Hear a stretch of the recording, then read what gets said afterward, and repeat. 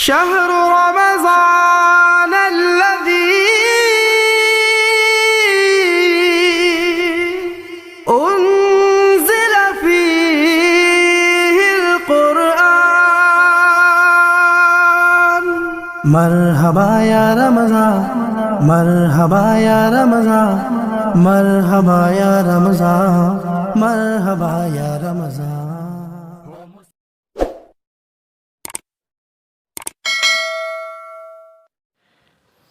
السلام علیکم ورحمۃ اللہ وبرکاتہ. اعوذ باللہ من الشیطان الرجیم. بسم اللہ الرحمن الرحیم.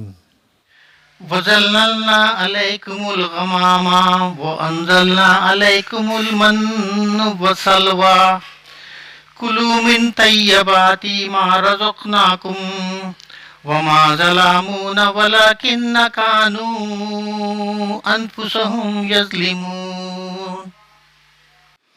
ربی زدنی علمی. صدق اللہ علیہ العظیم. ربی اشرح لی صدری ویسر لی امری واحلل عقدۃ من لسانی یفقہوا قولی. آمین یا رب العالمین.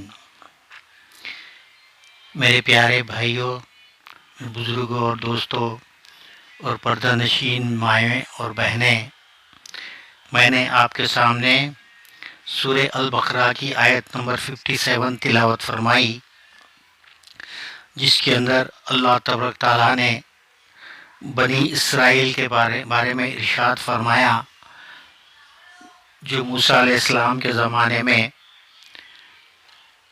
موسیٰ علیہ السلام کی قوم کا نام بنی اسرائیل تھا، جیسے کہ آج ہم امت محمدیہ ہے، اسی طریقے سے وہ زمانے میں بنی اسرائیل تھا.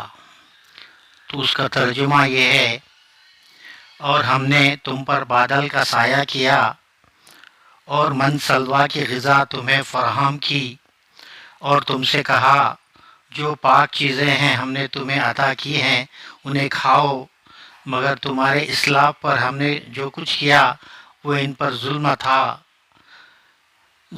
تھا بلکہ انہوں نے خود اپنے اوپر ہی ظلم کیا. اللہ تبارک تعالیٰ نے ارشاد فرما رہے ہیں، میں نے تو تمہیں پاک چیزیں عطا کری، بادل کا سایہ عطا کرا، من سلوا کھانے کے لیے دیا آپ کو. یہ سب دینے کے بعد پھر بھی تم جو ہے میرے خلاف میں جو ہے چال چلے، جس کی وجہ سے جو ہے میں تم پر کچھ ظلم نہیں کیا بلکہ تم ہی اپنے آپ پر ظلم کر بیٹھے.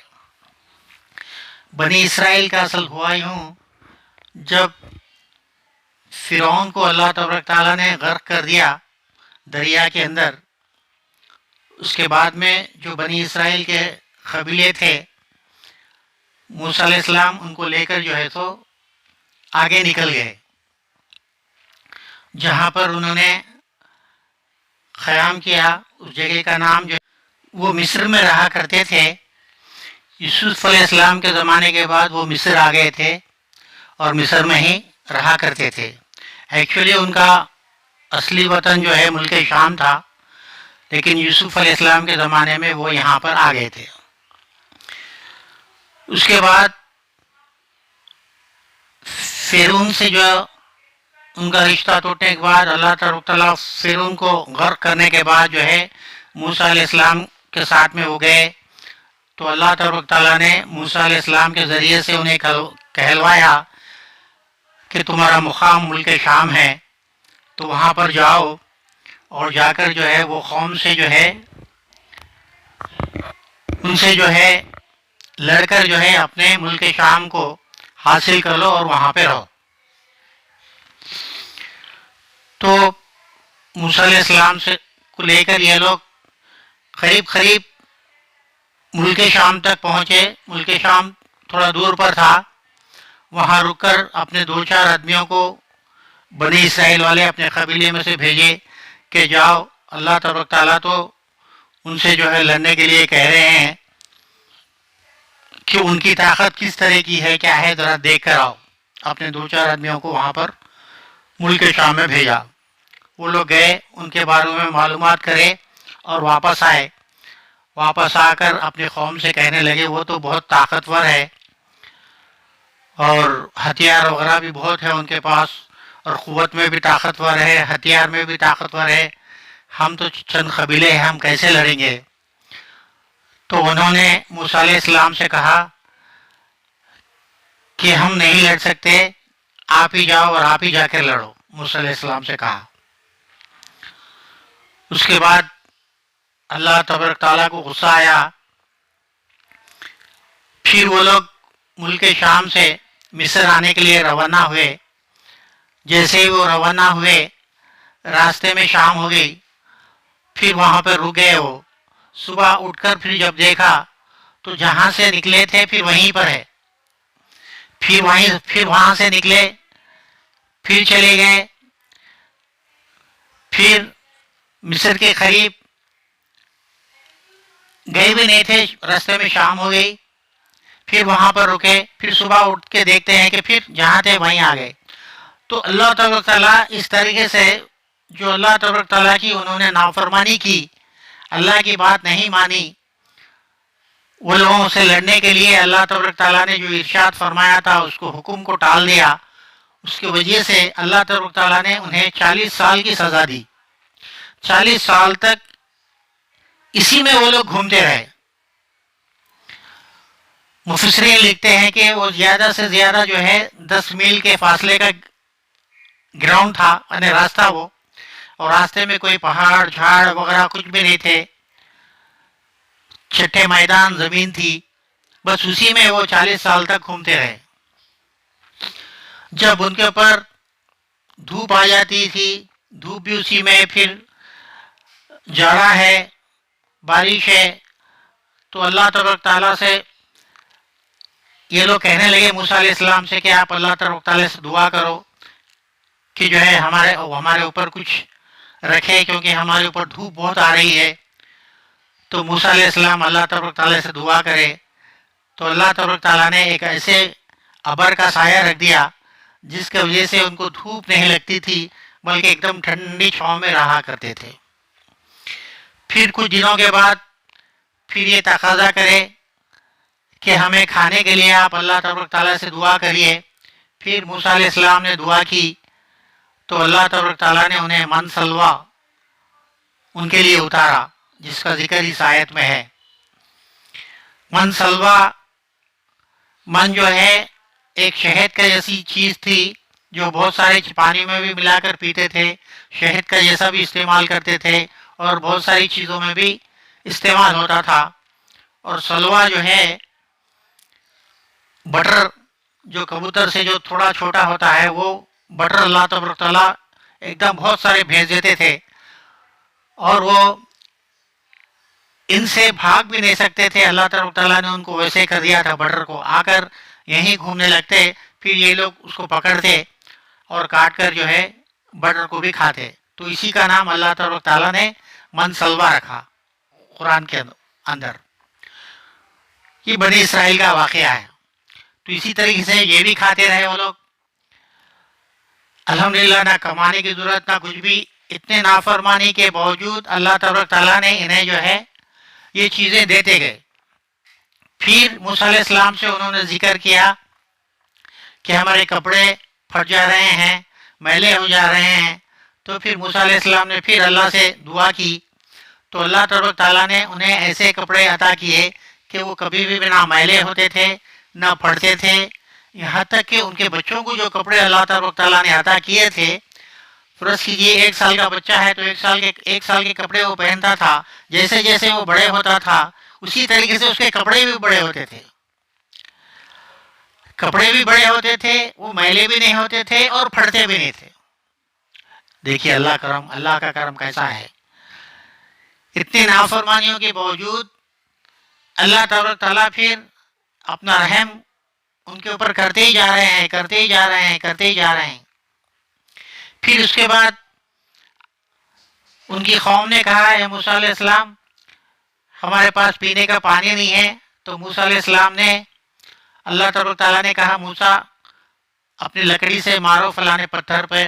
آپ نے مارا تو 12 چشمے پھوٹ نکلے اس میں سے، یہ 12 قبیلے تھے، ایک ایک قبیلے والوں نے اپنا اپنا گھاٹ سنبھال لیا اور اس کو وہ یوز کرتے رہے. اب پانی بھی ہو گیا، کھانے کے لیے بھی ہو گیا، کپڑے بھی ہو گئے، سر کے اوپر ابر کا سایہ بھی ہو گیا، نہ کھانے یعنی نہ کمانے کی ضرورت ہے، نہ کچھ ایسی فکر ہے، بس اسی میں وہ گزارا کرتے تھے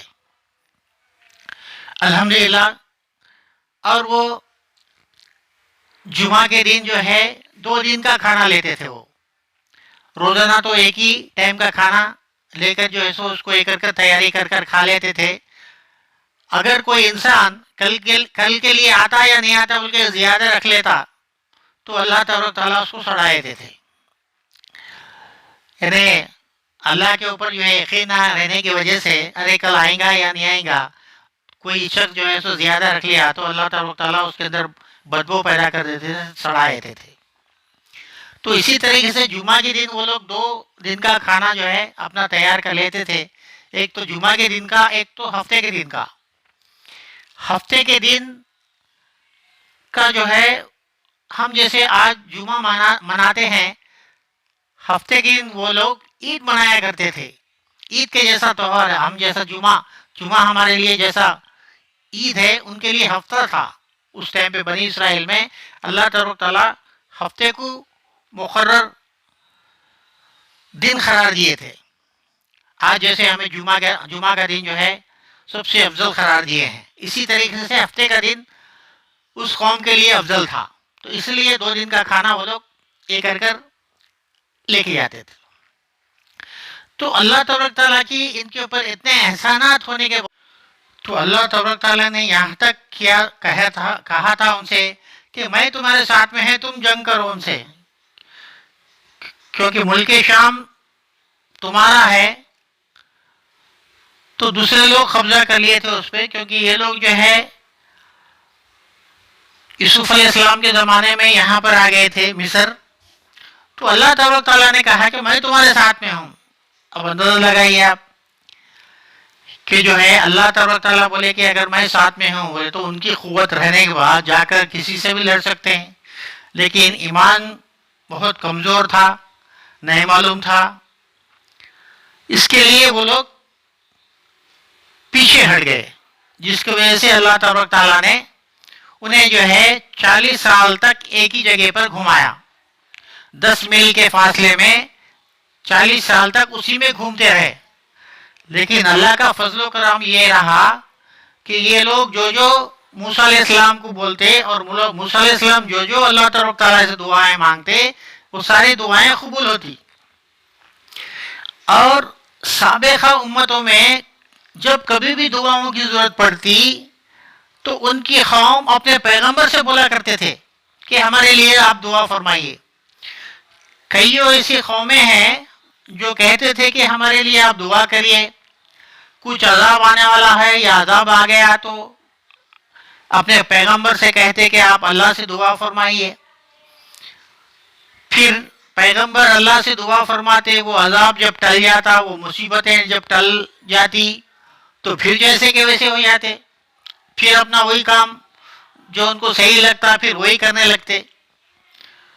لیکن امت محمدیہ پر اللہ تبارک تعالیٰ کا یہ بڑا احسان اور فضل کرم ہے کہ انہوں نے اپنے بندوں کے لیے آیتیں اتار دی کہ تم مجھ سے مانگو میں دینے کے لیے تیار ہوں.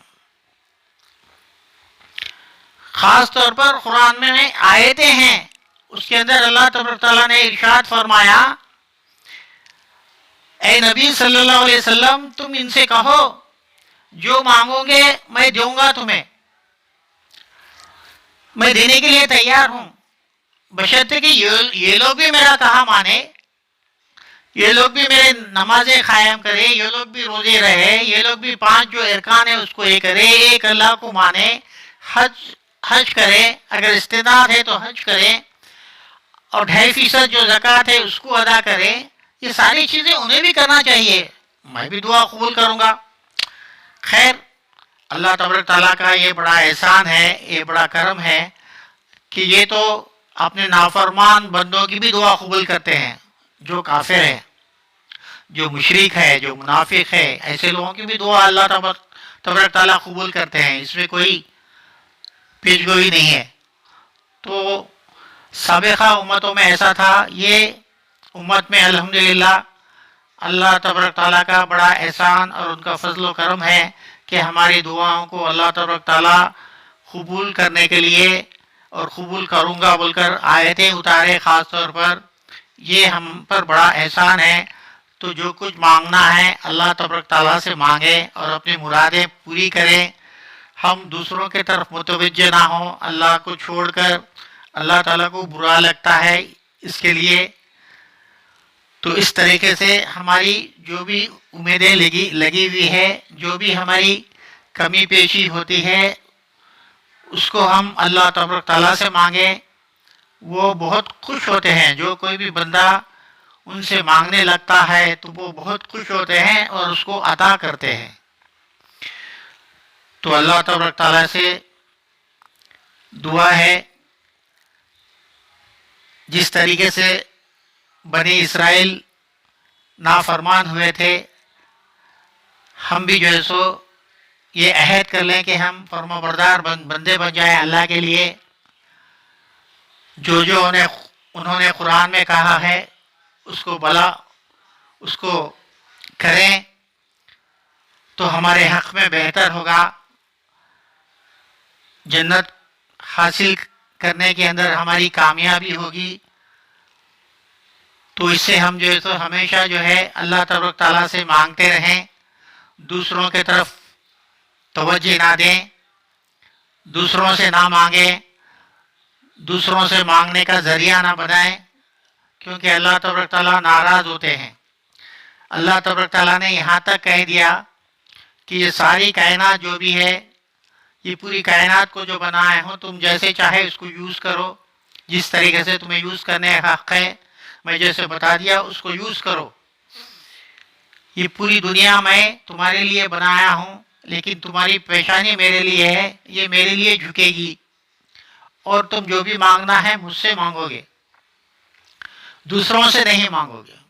جتنے بھی آدم علیہ السلام سے لے کے جناب محمد مصطفیٰ صلی اللہ علیہ وسلم تک جتنے بھی نبی آئے دنیا کے اندر، ان کا ایک ہی بات تھی کہ ایک اللہ کے ہو کر رہو۔ ہر ایک کی یہی بات تھی، ہر ایک کا یہی دستور تھا کہ ان کا کہنا یہ تھا کہ تم ایک اللہ کے ہو کر رہو۔ تو اللہ تبارک تعالیٰ سے دعا ہے، اللہ تبارک تعالیٰ کہنے سننے سے زیادہ ہمیں عمل کرنے کی توفیق عطا فرمائے۔